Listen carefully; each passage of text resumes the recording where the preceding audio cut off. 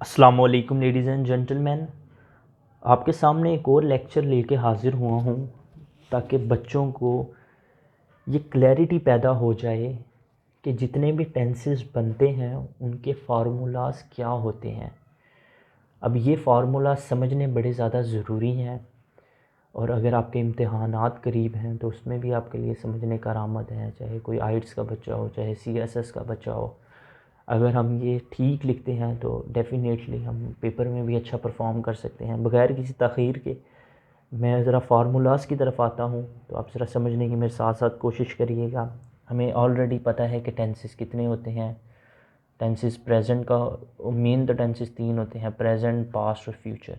इनके आगे से सब डिवीज़न हुई हुई होती है जिसमें इनडेफिनिट भी आपके पास होता है, आपके पास कॉन्टीन्यूस भी होता है, आपके पास परफेक्ट होता है और परफेक्ट कॉन्टीन्यूस भी होता है। मतलब समझने की कोशिश करें।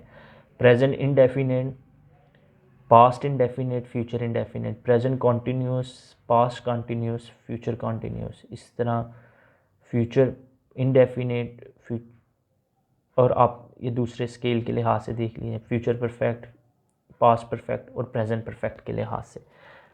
मतलब हमें इस चीज़ में क्लैरिटी होगी कि ये 12 टेंसेस होते हैं टोटल कुल, और उनको हम एक्टिवाइज कहते हैं। एक्टिवाइज के साथ पैसिवाइज भी होते हैं। मैं अलग लेक्चर के अंदर आपको पैसिवाइज बताने की कोशिश करूँगा, पूरा एक्सप्लेन करूँगा, आपने घबराना नहीं है।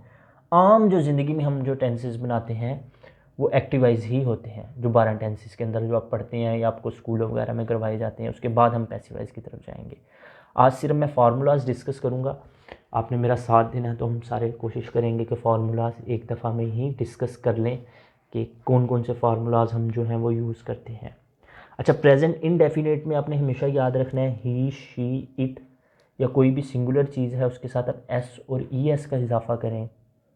एस या ई एस का, आई, वी, यू, दे या प्लूरल चीज़ के साथ आप फर्स्ट फॉर्म लगाएं।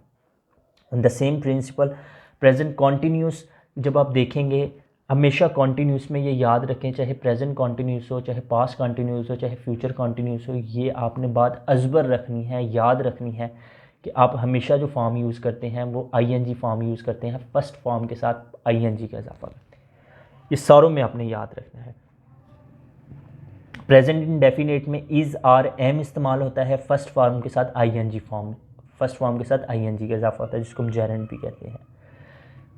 परफेक्ट के टेंसेस पढ़ाने से पहले परफेक्ट में हमेशा याद रखें, चाहे प्रेजेंट परफेक्ट होगा, चाहे पास्ट परफेक्ट होगा, चाहे फ्यूचर परफेक्ट होगा, आपने basically third form of the verb का इस्तेमाल करना है।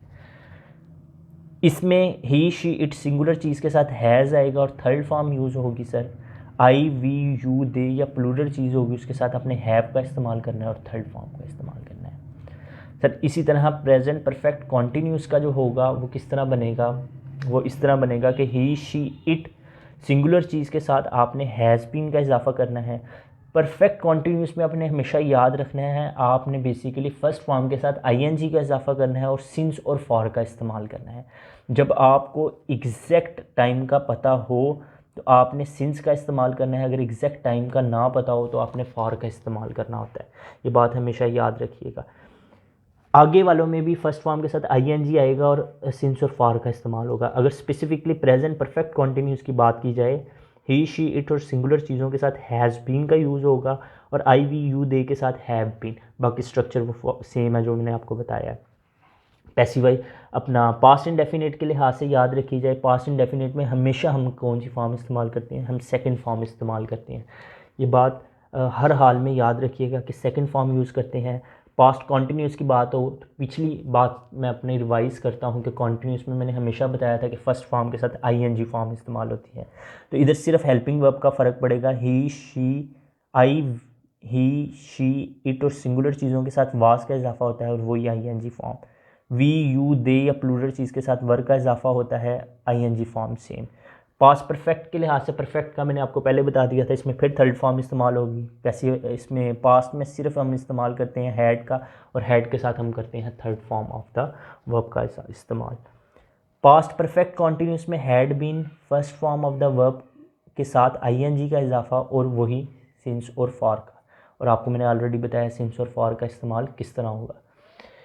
इसी तरह आपने ये बात याद रखनी है जब हम बात करते हैं फ्यूचर इंडेफिनिट की, फ्यूचर इंडेफिनिट में विल और शेल का इस्तेमाल होता है और first form of the verb का इस्तेमाल होता है। शेल कहाँ इस्तेमाल होगा? आई और वी के साथ। इसी तरह अगर फ्यूचर कॉन्टीन्यूस की मैं बात करूँ, कॉन्टीन्यूस में आपको जैसे मैंने बताया था आईएनजी फॉर्म ही यूज़ होती है, तो यहाँ इस्तेमाल होगा हेल्पिंग वर्ब विल बी और शेल बी।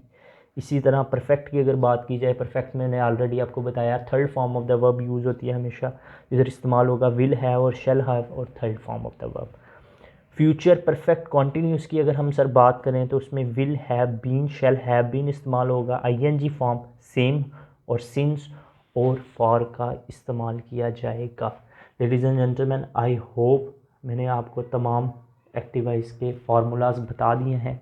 अगले टेंस में लेक्चर के अंदर हम कोशिश करेंगे कि हम अपने पैसिव वॉइस को भी कवर करें। पहले मैं एक पैसिव वॉइस का लेक्चर दूंगा, फिर पैसिव वॉइस के सारे फार्मूलाज को आपके सामने एक्सप्लेन करूंगा। Ladies and gentleman, thank you very much.